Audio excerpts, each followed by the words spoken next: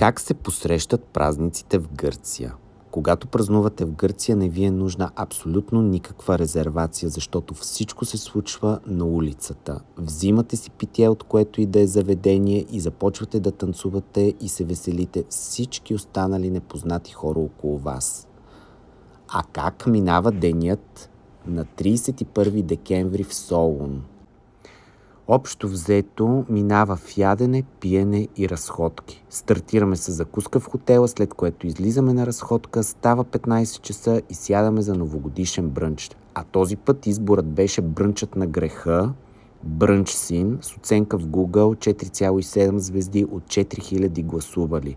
Всички места ще бъдат тагнати в описанието на видеото. Вече обилно нахранени, тръгваме отново на разходка, за да изразходваме малко калории, но не съвсем, защото се отбиваме в Сенол, за да си вземем от супер вкусните круасани и просто няма как да ги подминем. Часът вече е 17 и започва обиколката на баровете.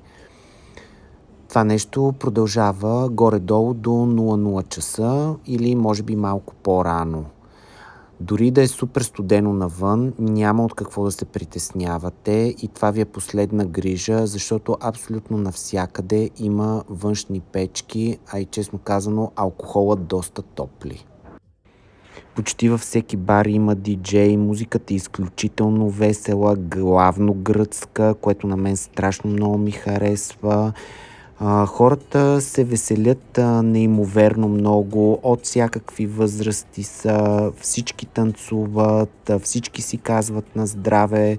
Създава се изключителна атмосфера. Много ги харесвам гърците и начина им на празнуване. И честно да си кажа, не съм попадал в друга държава, дори южните държави като Италия, Испания, Португалия, в които хората да празнуват с такъв заряд, да се веселят и да създават такава общност. Честита нова година! Вече е 1 януари и слизаме за закуска, която е изключително хубава, и за сутрешно кафе.